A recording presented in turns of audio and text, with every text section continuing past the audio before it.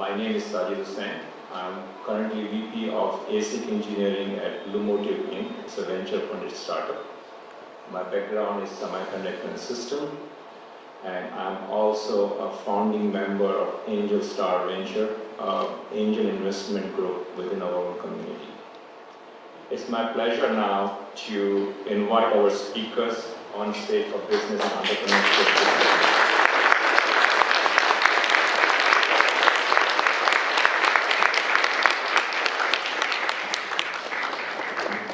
Today, our panel moderator is Naeem Zafar. He is a Silicon Valley tech entrepreneur who has led 5 companies as a CEO and almost raised $100 million in venture capital. He teaches entrepreneurship at UC Berkeley and Northeastern University, and he advises startups all over the world. Naeem has founded TeleSense, a startup, and then got sold to UPL in 2022. He has almost funded 25 startup companies, including Luminar and Electrify. Naeem, with a degree in electrical engineering from Brown University, he started his career at Honeywell, and then he went and founded XCAT, the first startup company. He then led Verdicom and Blitzer Mobile, which was acquired by Oracle. Naeem has authored 5 books on entrepreneurship. If you guys have today a crazy idea, or you're starting a company, or you're planning to start a company, we have a greatest resource sitting here. Please meet him after the panel discussion.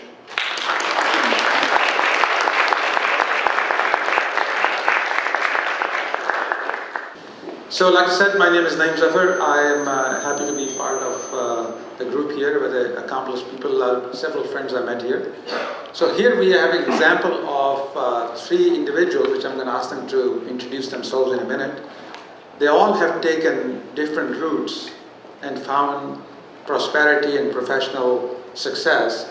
So it'll be interesting to see. We have somebody who started or bootstrapped her own business, Dr. Munira. We have somebody who went the corporate route, Farhat. And somebody who failed and somehow meandered into success, Sanjay. So let's get to know them a little bit more. Let's start with Farhat. Sure. Hi, I'm Farhat Ali. I spent 25 years in corporate America at Fujitsu. In the end, I ran Fujitsu America, consisting of 10,000 people across many countries. And then in 2010, I left and did a couple of entrepreneurship, becoming the founder. And currently, I'm co-founder of a company called Sentry AI. So I've kind of seen both worlds, and would love to share with you some of my experiences there. Great. Dr. Munira, introduce yourself if you don't mind. Bismillahirrahmanirrahim. As most of you know, I'm Munira Lokhandwala. I live in Fremont, and I've been a practicing dentist for over 30 years and working in Fremont in my primary practice for well over 28 years. And when I was invited here, I felt very honored because I'm sure I sit amongst peers who are equally accomplished and could be sitting here. And I hope through my journey, I'm able to inspire even one of you to take the lead, go ahead and start your business venture as Akamula has always envisioned for us. And I'm open to any questions anybody has, and invite you to ask me whatever I can help you in any ways and discuss my journey. Thank you. Sanjay, your path was a little bit more twisted. Sanjay Dayal. I am currently CTO for motor company's charging business, which is again a twisted path. But since you said spectacular failures, I've seen them and I've seen successes, but I've learned so much more from failures than success. I've been part of 2 fantastic IPOs, which I joined as early engineer. I've set up companies which spectacularly failed and spectacularly succeeded. So my journey has been just a lot of lessons learned about myself. I think businesses can be seen as a way to know yourself. And I think we'll talk more about that as we see, but that's been my journey. No, good to hear. You see, the thing with the theme of the conference is very relevant. It's about networking, about education, about learning, about mentorship. Because those are the success ingredients which makes anybody achieve what they want to achieve. So I'd like to ask all of you, from those 3 things, education, the network, the mentorship, what roles did these things, pick any one of them played with you? So Munira, tell us, which one of these attributes helped you in your journey? So I'm in a unique position because I had a niche profession that I could follow. I can understand the challenges that some of you may face because I have my own boys wondering what should we do, what is that good product.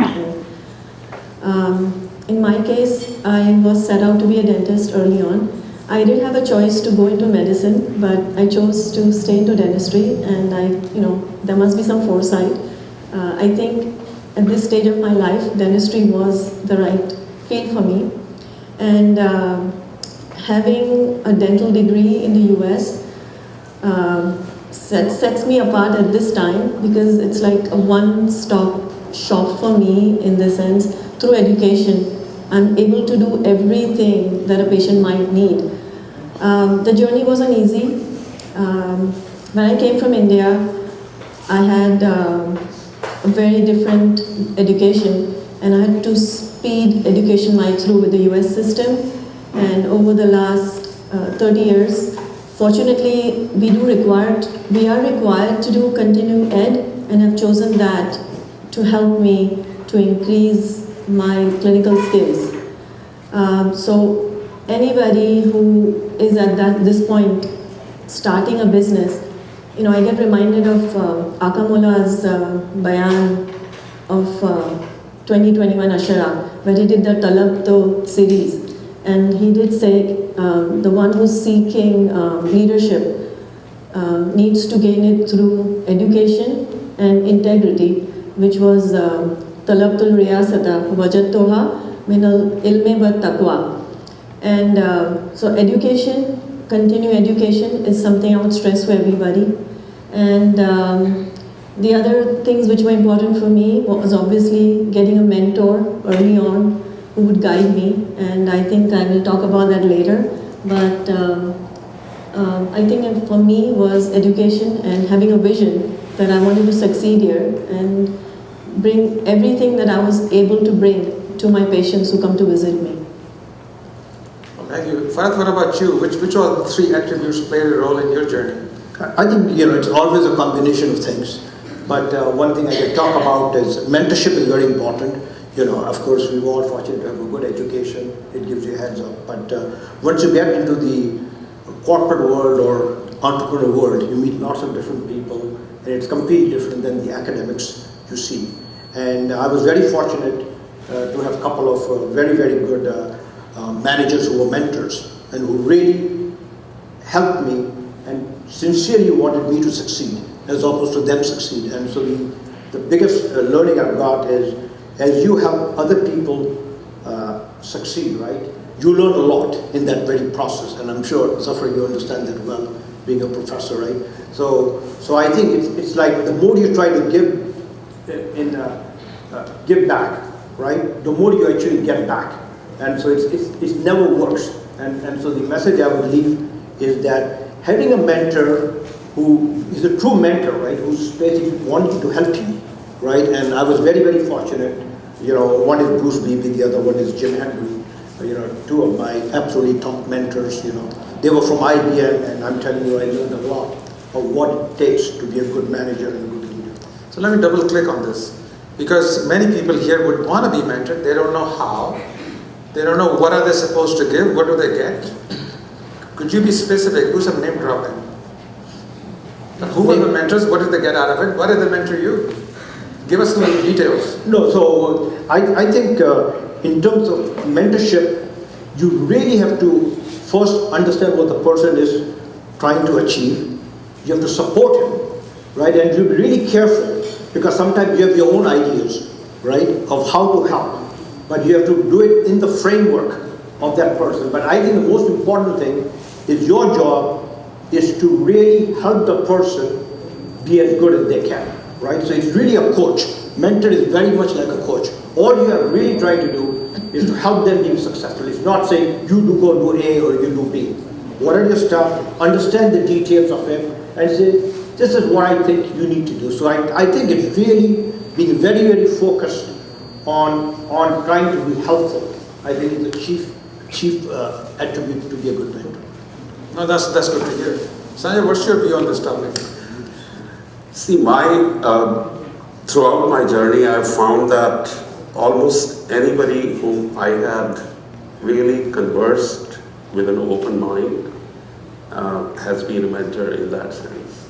I'll give you an example. I used to be part of a community garden in Oakland, and I used to, do all kinds of stuff, get these fertilizers and things. And there was this one day, this old African American lady sitting there, and I had conversed with her before, and she just said, whatever you are doing, it's good, but don't try to grow the plant, try to grow the soil.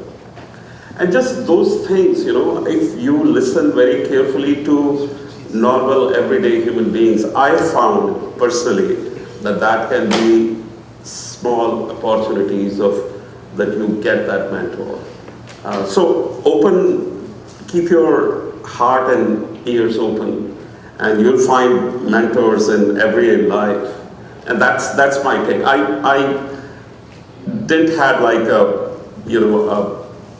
mentor, but I found that there were a lot of those micro mentors in my life.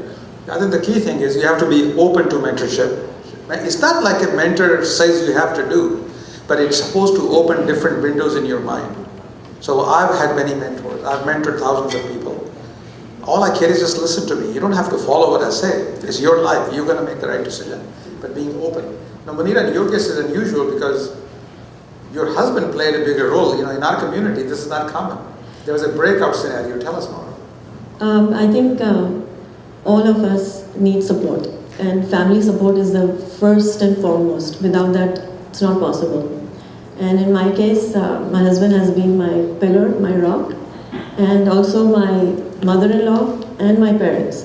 But throughout my journey, I brought the clinical skills, and he brought the behind-the-scenes order to my business.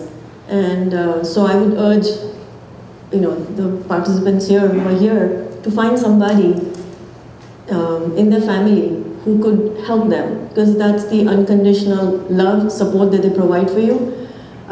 He has handled all the stuff that my clinical brain will not be able to grasp or grow.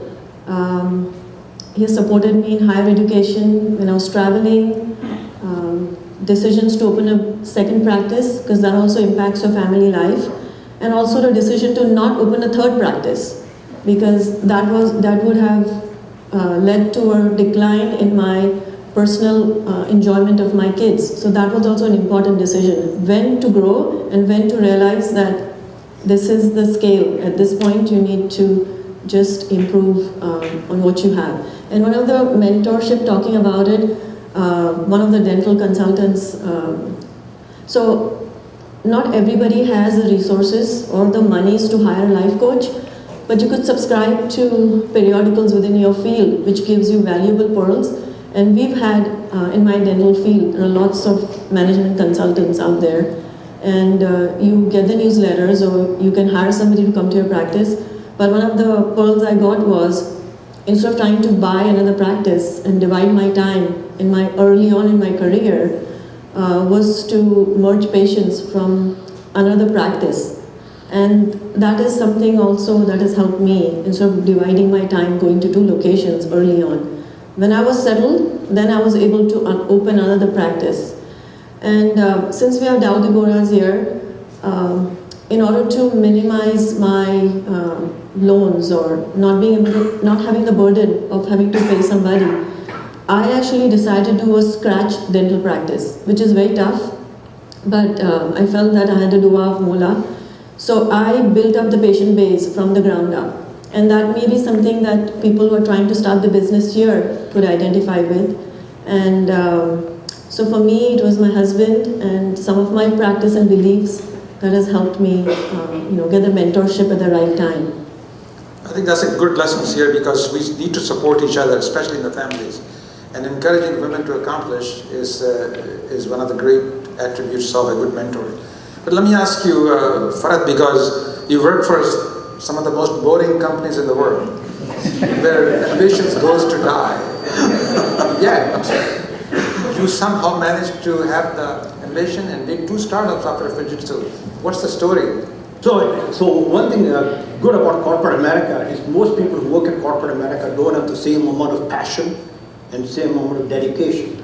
So to shine in corporate America is far, far easier than to shine in entrepreneurship, because these guys are really dedicated and really good, right? So part of the success can be attributed that I did put the same amount of dedication, right, and passion as one puts as an entrepreneur. And so I was known as an intrapreneur, right, which is taking the risk within the confines of the corporate America. So I think that's one. The second one, when people work in corporate America, is about discrimination, right? And to me, it really doesn't matter whether there's discrimination or not. I actually ignore it.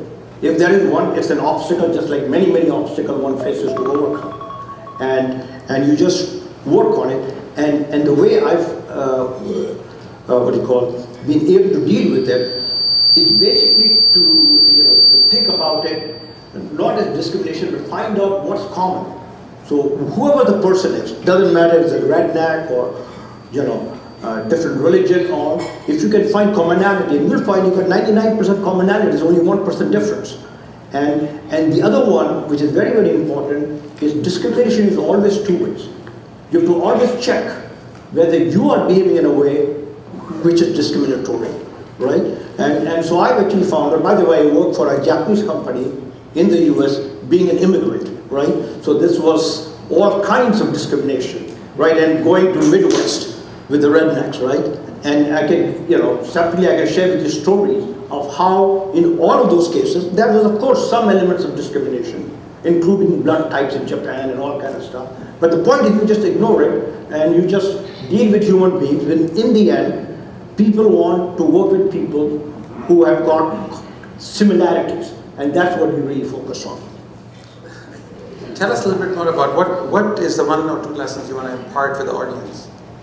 I mean, I know in your thing, persistence may be one of the things, but there'll be other lessons too. Yeah, I think, the topic is navigating path to success. And navigation primarily is it's a leap of faith.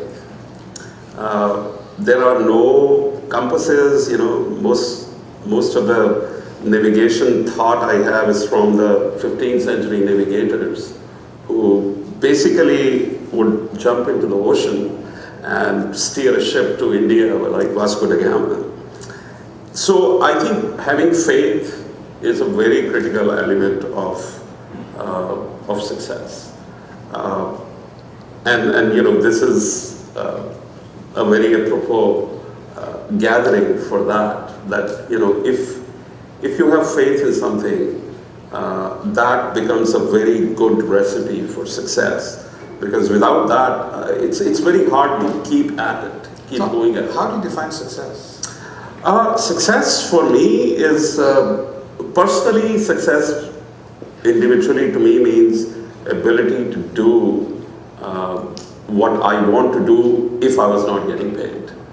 From a broader perspective, to me it's about impact. So I like to work backwards. So my view of success would be, how do you want to be remembered after you're gone? Okay? What do you want your family, which is important, because everybody's got different weights. You know, how does what you want your family, and I want to be remembered like a caring person for the family, right? How do you want your colleagues to remember you, right? Somebody who could lead, you know, who was smart, who was dedicated to the cause, right? How do you want, by the way, the community to remember you, right? What have you done for the community? What have you given back, right? So I think that's the other one. And in the end, it's very simple to me, in terms of society at large, right? Did you leave the world a better place than you found it? Very, very simple. Doesn't matter what it is. And so if I can make those 4 things happen, then I believe I've been successful. You know, and by the way, it doesn't mean I've achieved it. I just want to, that's an attempt, right? That's a goal. Munira, would you answer it differently, or? I think both my fellow panelists have touched upon it. So that is what success is. And as our Mola says, you know, when it's time to go, Gale dam aave, as we say, we hope we all have realized our potential and, you know, fulfilled it. Do we have audience questions? My name is Yakuta and I'm a counseling psychologist. So my question is going to be a little more emotional than technical. Business is not linear. I mean, people go through their downs and their ups, and it's really overwhelming to think about plunging into something that, you know, you don't have experience in. Yet you all have been very successful and you've started from scratch. So my question is, how do you deal with the lows or the downs? Because sometimes people end up quitting, sometimes people think they can't do it, and so, but you did. So what did you guys do that led you where you are? It'll be good to hear from others too, but just to answer I think you have to tell a better story. Story is not about how much experience you have. That's the question, but the answer doesn't have to be that. Answer is what you need. A person with a certain passion, which is willing to jump over the hoop. I'm that person, look at me. So you change the conversation, it's about persistence. But I'm sure you guys have other things to add to. How would you deal with when somebody, employer says, you don't have the right experience, or you think you can't do it? Anyone? Yeah, I think what you were asking was what keeps you in it. I think the way I see it is that you create a worldview of what you are doing, and if you believe in it, you will continue at it. At the same time, I mean, that's where I think the networking part comes in. You need to validate that. You need to make sure that you are at the right stage of what you are doing. And there are times when things will not work out. And at that point, how much tied you are emotionally, since you are a psychologist, to what you are doing will define, you know, how much more time you end up almost wasting on it, because the writing might be on the wall. So I think my learning has been, don't get too attached to what you're doing. Think of its impact. And if you think that it will still have the impact, keep doing it. But at some point, and that's where, you know, when Naeem talked about the guy with the failures, I have learned more from those failures than success. So realize, Idris has a question, so if the microphone is this, one would bring the microphone, failure frees you up. When failure happens, now you're free to do new things. Exactly. It's like get out of jail card, yay. So I just want to add one small thing to it. The only thing you want to do in failure is don't try to do the same thing again and again and expect a different result. There's a place where people go wrong. You say, this has got to work. No. Exactly. Just figure out a different way, right? Which is what Sanjay you touched on. Absolutely. Right? I think, so you cannot have a low, because if you believe in a dream, you will be successful. Number of failures is not the count. Only the number of wins is a count. Exactly. Don't fear failure. Yeah. Embrace failure and learn from it and say, what else can I do? I'm free now. I got fired as a CEO. I was depressed for maybe 4 days. And I said, okay, what else can I do? I'm free. Exactly. Good point. As an entrepreneur, you always have a point where you're deciding whether to continue doing your business or is it time to exit. And it's always a challenge, you know, because something you're doing so passionately, you don't want to give up. but then there's upside to exiting and making the money and all the good thing that comes with it. How do you balance? So the way I look at it is, again, through the lens of impact and my ability to do what I really want to do. If I don't want anything else, name, fame, money, what would I want to do, and would it enable me or not enable me? And impact, if there are times when you build something to a point where you realize that maybe I don't have the right skills anymore to scale it further, or my impact would be more in something else. Like, I'll give you an example. When my boys were born, I decided that I would just work in 3 areas: food, water, and energy. And that was, I worked in food. I started a company in food and water, and then I started a company with Mufi in energy. And now I think I'm done with all 3 of them. I'm not very attached to Mufi knows that. So my next passion is healthcare. That's at least my journey, my personal answer. I mean, this answer can be very different. Naeem? Yeah, so I think that's a difficult choice. When do you give up? When you do something else? You want to do other things, you're still stuck here. And there's no easy, it's a very personal decision. You have to consider long-term impact, such as the stakeholders, your family, your investors, your employees. How will this suffer? What will be the consequence to them? But you also only have one life to live. You only have so many months left. I count my life in ticks, 6 months ticks. Think about that. All of us, we start working at 22, 23 years old till 73, that's 50 years. 6 months tick, you only have 100 ticks. How many ticks am I willing to allocate to this? Because I'm running out of ticks. 6 months is 1 tick. So you ask that question, and this is how you decide that what is worth it. Idea is to park the car, give it to somebody else if they want to continue. So I could be free to pursue other things. Because in my age, I only have very few ticks left. Exactly. That's a good point. If you look back in your career, and when someone would have asked you, what's your 5-year or 10-year plan? How do you think about it? How do you answer it? Or how do you plan for it? That's probably, it decides then, how you go about in your life. Yeah, it doesn't have to be a big number. I was pretty stupid when I was in 20s. I just wanted to be a vice president of something rather than 10 years. But why? Because when I worked at Honeywell, the most senior guy was the vice president of research. He was big, 6'3". I said, yeah, I want to be like him. So then I was 30, I wanted to be a CEO. So it doesn't have, I think you're stuck because you wanted some grandiose plan. Yeah, छोटा सा plan कर ले. मेरा plan है कि एक cigarette की दुकान खोलूँगा. Farhat, please give it more. No. I think you basically touched on very similar to what I was going to say, right? The whole thing to realize is a plan needs to change. Maybe that's the other piece, right? So as you said, you're here. When I wanted to do, I said I wanted to be a manager, which is what my plan was, because you get leverage and you can do lots of things by having lots of people. That was basic idea. But the small stuff, what is the next 5 years? I don't know. I want the next promotion maybe, right? But the whole thing about a plan is a direction you want to go to, but always be willing to change, right? As you find more information, more learning, more knowledge. So you're standing here, you want to hear, at least you know you shouldn't start this way. That's away from the plan. This is okay, this is okay, this is okay. So it's simple.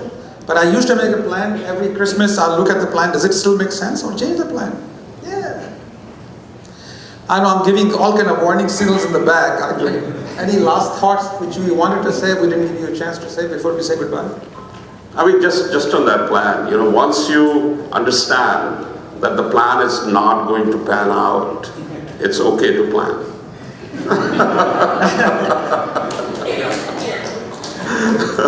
Well, thank you very much. I think we are at the end of the thing. Thank you, panelists, for giving your time. Thank you. Thank you.